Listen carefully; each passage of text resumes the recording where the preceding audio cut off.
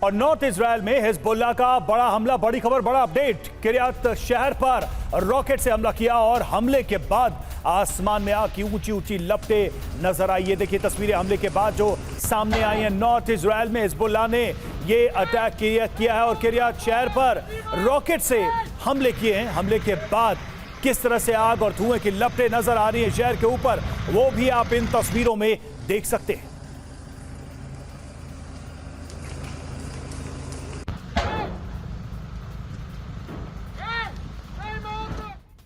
और इस बीच एक और बड़ी खबर, हिजबुल्लाह के हमले में किरियात में बड़ी तबाही मची है। रॉकेट हमले से कई मकान पूरी तरह से तबाह हो गए। हिजबुल्लाह के हमले के बाद चीख पुकार तक मच गई।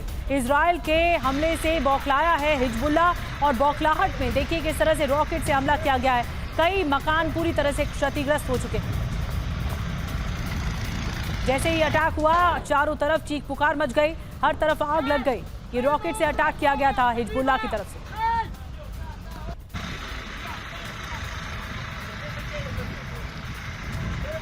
हिजबुल्लाह के हमले में इजराइल को बड़ा नुकसान पहुंचा है। 24 घंटे में 200 से ज्यादा मिसाइल अटैक हुए हैं। 5 रेजिमेंट मुख्यालय और 20 ठिकाने तबाह हो गए हैं। ये जो तस्वीरें हैं आपको दिखा रहे हैं, आइलेट, कत्सालविया और नफा यार्डन बेस पर अटैक हुआ है।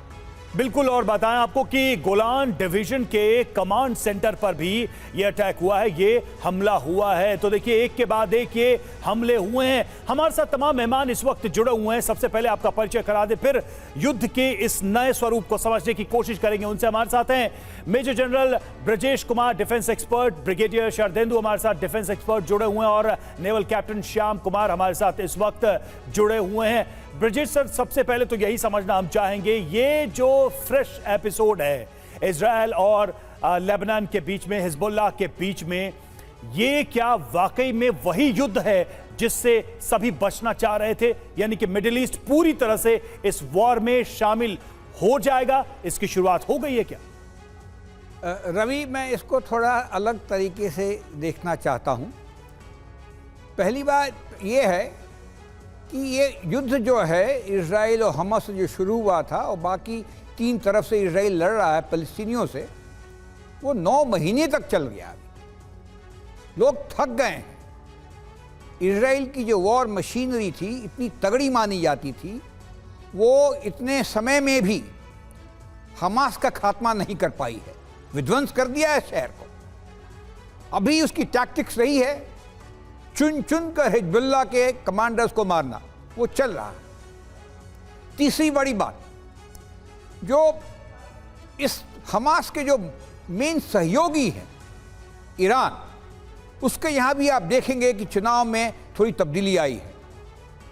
चौथी बात, दुनिया परेशान है, सुएज कैनाल बंद है, सी लेन्स में लॉजिस्टिक्स कॉस्ट बढ़ा हुआ है, इंश्योरेंस कॉस्ट बढ़ा हुआ है। तो समय एक आ गया है कि इसके ऊपर लोग जो लड़ाई कर रहे हैं और जो बाकी पीछे सपोर्ट कर रहे हैं, इसको दूसरी नज़र से देखें, और वो शायद हम उसकी तरफ अग्रसर होते जा रहे हैं। तो जो आप लड़ाई देख रहे हैं फिलहाल सदर्न लेबनान में, वो शायद उसके पहले एक तेज जो हरकत होती है सीज फायर की तरफ बात जो बन रही है, उसके ऊपर उसका असर दिख रहा है। ये प्रहार है। बड़ी बात आपने कही, 3 बड़ी वजह आपने बताई कि क्यों ये युद्ध आगे चलकर और ज्यादा बढ़ के